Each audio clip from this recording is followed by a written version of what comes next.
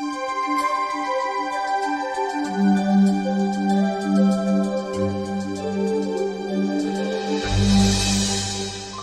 हम स्टार्ट करते हैं। देखो, सबसे पहले अगर हम आज के लेक्चर की अगर हम बात करते हैं तो उसमें हम करेंगे नट्स इक्वेशन।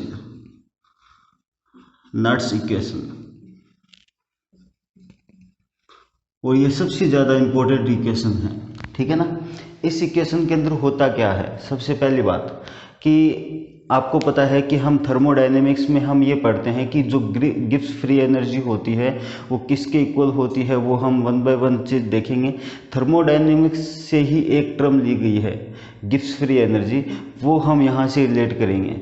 इसका जो एप्लीकेशन पार्ट है वो पूरा लगभग थर्मोडायनेमिक्स है। स्क्वायर जो बॉक्स है थर्मोडायनेमिक्स, जहाँ से मैक्सवेल स्क्वायर हम बोलते हैं, वहीं से वहाँ से एप्लीकेशन पार्ट बनाया गया है इसका, ठीक है। तो स्टार्ट करते हैं, देखो ध्यान से इसको। तो इसके लिए गिब्स फ्री एनर्जी की एक इक्वेशन होती है, डेल जी इक्वल टू होता है del G note plus R T L N Q, ठीक है ना। ये क्यू होता है, ये होता है रिएक्शन कोएफिशिएंट, ये होता है गैस कांस्टेंट। मैं यहाँ पे मेंशन कर देता हूँ, आर इक्वल टू क्या होता है, गैस कांस्टेंट, जिसकी वैल्यू फिक्स होती है 8.314 जूल पर केल्विन पर मोल, ठीक है ना। जो टेम्परेचर होता है T इक्वल टू क्या है, टेम्परेचर है। यहाँ पे डेल जी जो होता है डेल जी नोट, ये होता है स्टैंडर्ड गिब्स फ्री एनर्जी,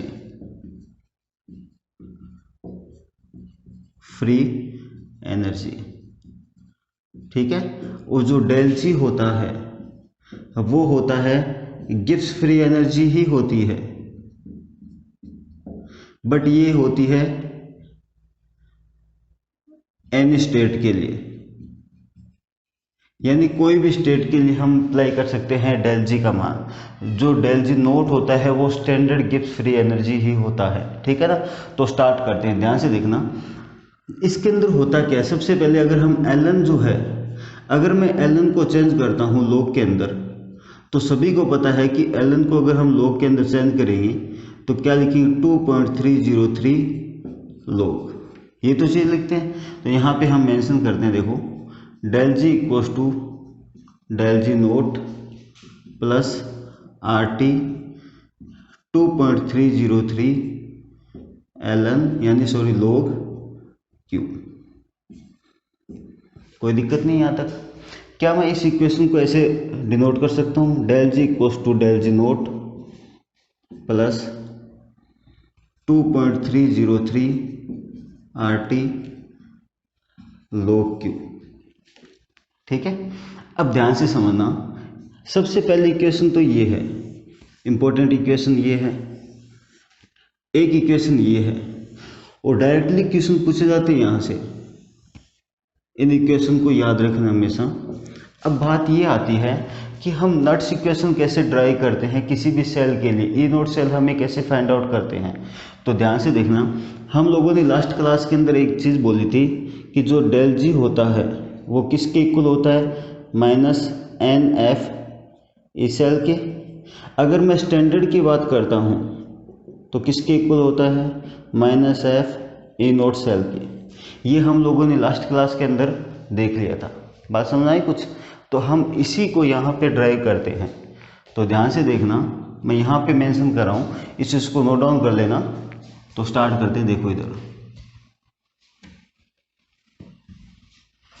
अगर मैं ये वैल्यू दोनों की, डेल जी और डेल जी नोट की वैल्यू अगर मैं इस इक्वेशन के अंदर पुटअप करता हूँ तो हमारे पास क्या बनता है, देखो डेल जी की इक्वल टू, डेल जी की जगह क्या लिखी, minus F E note cell, minus F E cell equal to minus F E note cell plus 2.303 R T log Q, ठीक है ना।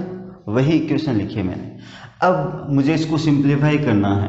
देखो दो रास्ते हैं इसको सिंप्लीफाई करने के, या तो मैं इस नेगेटिव चार्ज को कॉमन लेके इसको सोल्व कर दूं, या फिर नेगेटिव चार्ज को कॉमन लेके इसको सोल्व करूं, या फिर दूसरा इक्वेशन ये है कि अगर मैं इसी पूरी कंप्लीट इक्वेशन को माइनस एन एफ से अगर मैं डिवाइड कर देता हूं तो क्या बनता है हमारे पास, N F E cell equals to minus F N F E note cell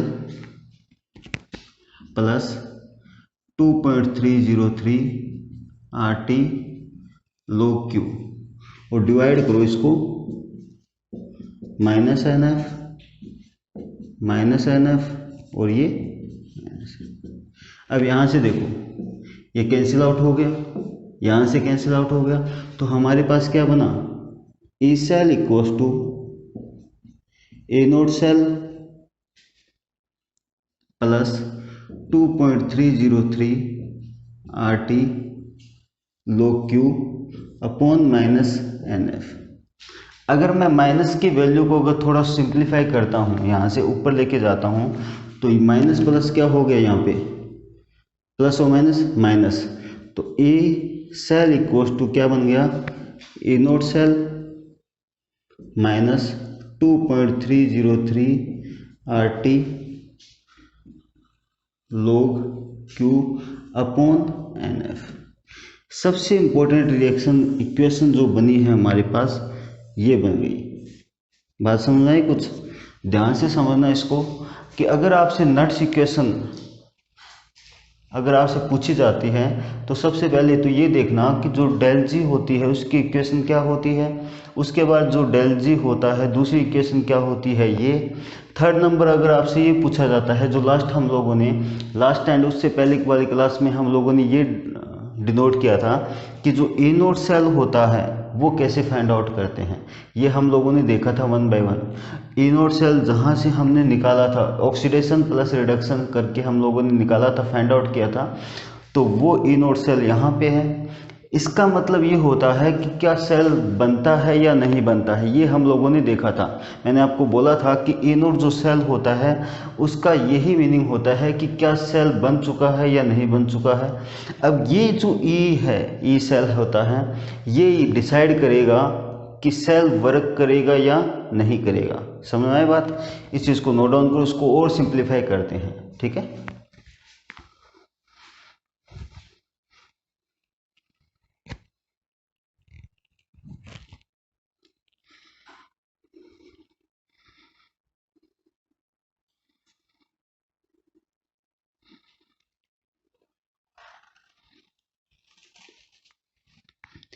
हो गया। देखो इसको और थोड़ा सिंप्लीफाई करते हैं, ध्यान से देखना।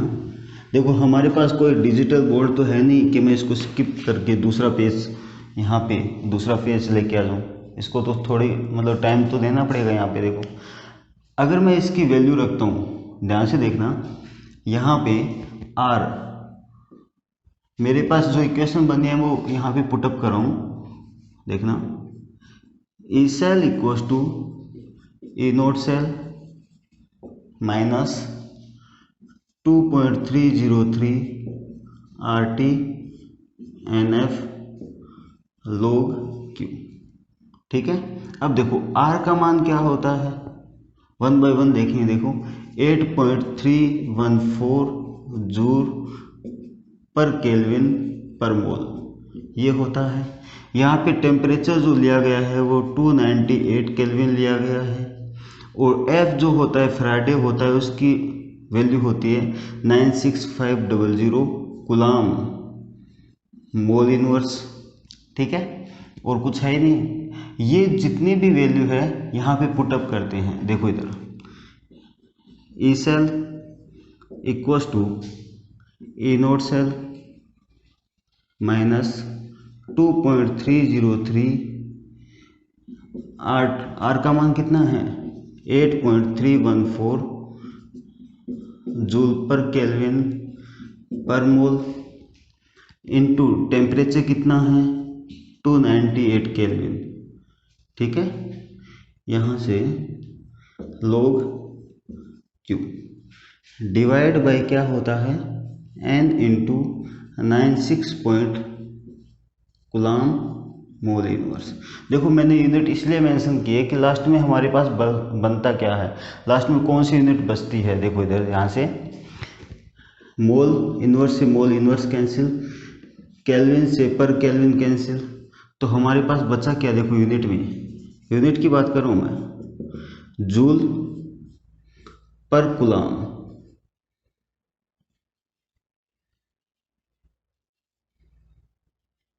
ये है जूल।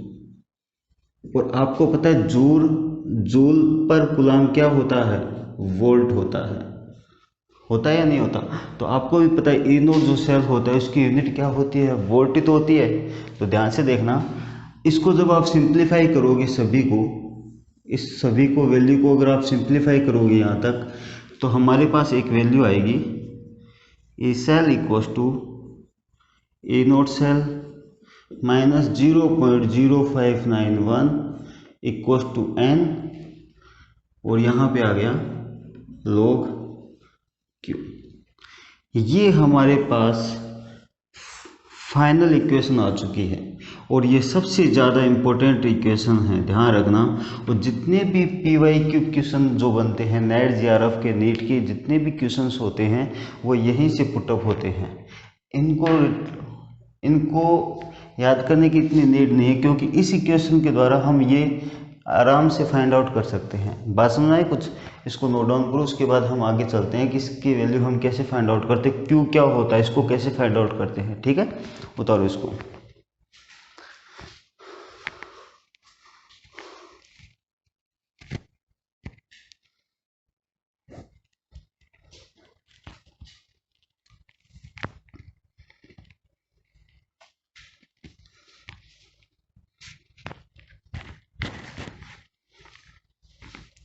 उतार लिया होगा, तो स्टार्ट करते हैं। देखो ध्यान से,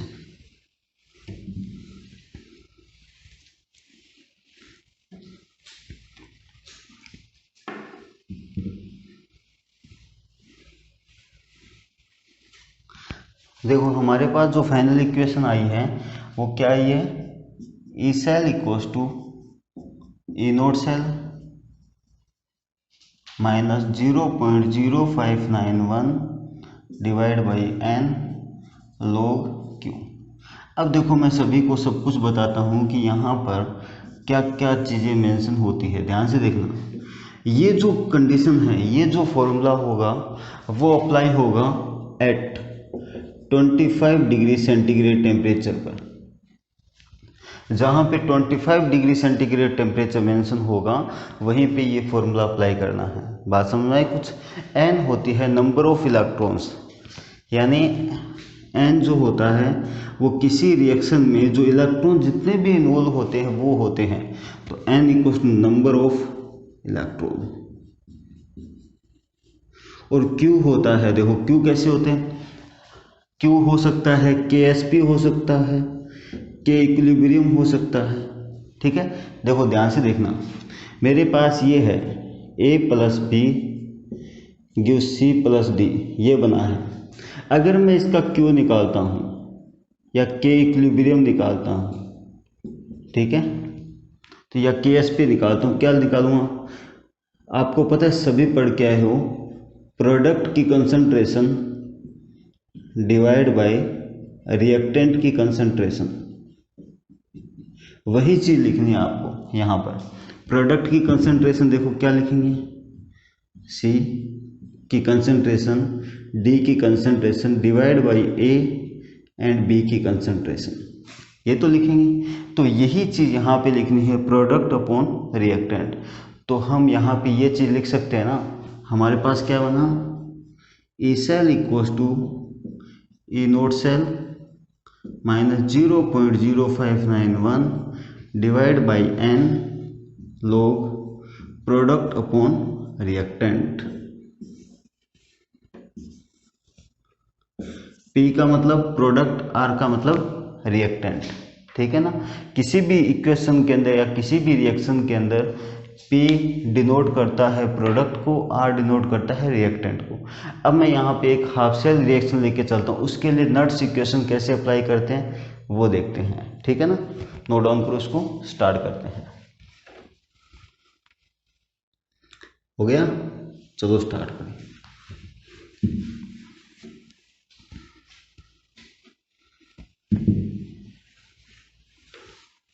ध्यान से देखना, मेरे पास क्वेश्चन है, एक हाफ सेल है, एक हाफ सेल। हाफ सेल कौन सी है? कॉपर +2 इलेक्ट्रॉन लिए उसने क्या बनाया? कॉपर सॉलिड बना दिया। ठीक है ना। अब देखो, बात ये है कि अगर इस वीडियो में थोड़ी बहुत क्वालिटी नहीं आती है तो प्लीज़ स्किप मत करना। रिक्वेस्ट यही है कि मैं आपको जो भी बोर्ड पे लिखाया जा रहा है एक प्योर कंटेंट है, ठीक है ना, एकदम प्योर। आपके सभी क्वेश्चन मैं लास्ट तक कंप्लीट करवाऊंगा, ये मैंने प्रॉमिस किया है इलेक्ट्रोकेमिस्ट्री में। ठीक है ना, तो ध्यान रखना, थोड़ी बहुत लाइटिंग की थोड़ी समस्या हो सकती है, बट अपने जो कंटेंट है उसके अंदर कोई समस्या नहीं आएगी, ये प्रॉमिस है अपना।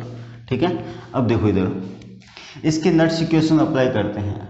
ठीक है, सबसे पहले मुझे ये बताओ, ई सेल होता है, नट्स इक्वेशन क्या होती है? E cell equals to E note cell minus 0.0591 divide by N log of product upon reactant.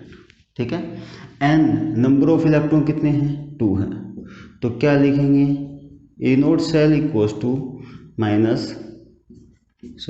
E cell equals to E note cell minus 0.0591 divide by 2 log of product, देखो कितना क्या है? Copper solid, यहाँ पे ions copper +2। ठीक है, अब ध्यान से समझना, एक चीज़ वो बताने वाला हूँ यहाँ पर, कभी भी याद रखना हमेशा, जो कंसंट्रेशन होती है प्योर सॉलिड की वो हमेशा 1 होती है। मतलब ये मान के चलो, वो हम 0 लेके चलते हैं, 1 लेके चलते हैं, इसको कंसिडर करते ही नहीं हैं। ठीक है, प्योर सॉलिड की, तो लिख लेना यहाँ पर प्योर सॉलिड जो कंसंट्रेशन होती है वो =1 होती है। ये जब 1 हो गया तो हमारे पास इसके नट्स इक्वेशन क्या आ गई?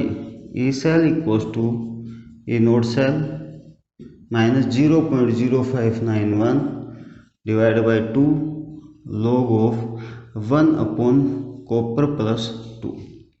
ये हमारे पास फाइनल नट्स इक्वेशन आ चुकी है इस हाफ सेल के लिए। ठीक है ना, किसी भी हाफ सेल हो या फुल सेल हो आपके पास, उसके आराम से नट्स इक्वेशन फाइंड आउट कर सकते हो। ठीक है ना, ये मेंशन करो, उसके बाद हम आगे से स्टार्ट करते हैं।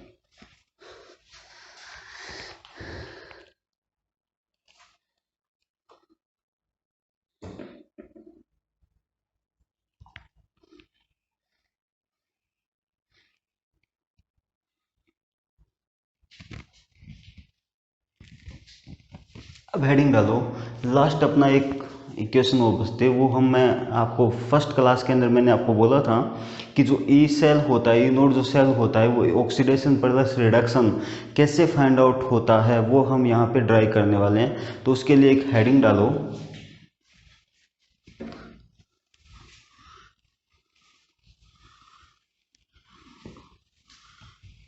रिलेशन बिटवीन, हेडिंग डालो आप लोग इसमें, relation between cell potential, relation between cell potential and half cell reaction. Half cell potential and half cell में रिलेशन क्या होता है वो हम 1 बाय 1 देखेंगे। और आपको मैंने स्टार्टिंग में एक ही सेल पढ़ाया था, गैल्वेनिक सेल, उसी को हम कंसिडर करते हैं। ध्यान से समझना इसको। अब देखो ध्यान से, मुझे ये बताओ, जो गैल्वेनिक सेल होता है उसका एनोडिक कंपार्टमेंट क्या होता है? देखो इधर Zn से उसने Zn +2 इलेक्ट्रॉन, ये हमने एनोड पे काम किया था, याद करो। जिसने फर्स्ट क्लास नहीं देखी प्लीज़ जाके वो लेक्चर कंप्लीट देखिए, उसके बाद ये चीज़ समझ में आएगी आपको। ठीक है, सेकंड नंबर देखो, अगर मैं यहाँ पे बात करता हूँ कैथोड की, तो हमारे पास कैथोड में क्या था, कॉपर प्लस 2 इलेक्ट्रॉन उसने गेन किए, तो कॉपर क्या बना, सॉलिड, ये तो बना। ठीक है, अब मुझे बताओ अगर मैं इसका ई नोट लिखूँगा तो कैसे लिख सकता हूँ बताओ। ई, ये एनोड है ना, एनोड, नोट लगा दो यहाँ पर, और यहाँ पे क्या होता है एनोड पे, ऑक्सीडेशन होता है या नहीं होता।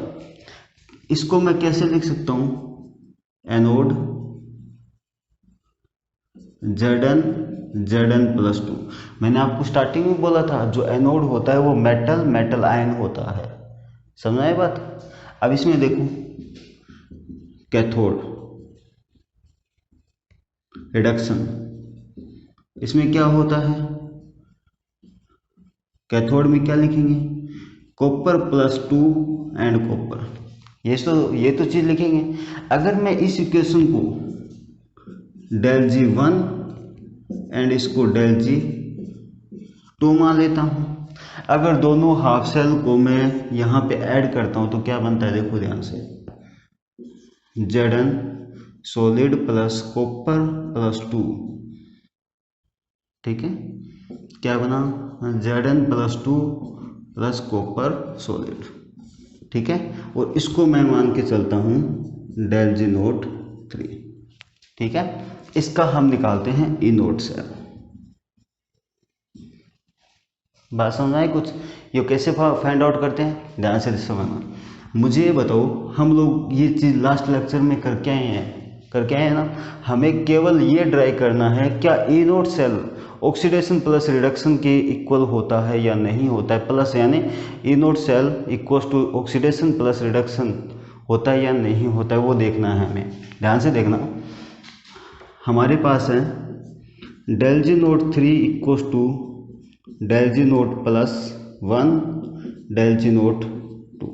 हमने एक बात बोलो कि मैंने यहाँ पे प्लस साइन क्यों लगाया है, प्लस साइन मतलब ये कहता है कि जब मैंने दोनों इक्वेशन को ऐड किया है तभी तो मेरे पास ये इक्वेशन आई है।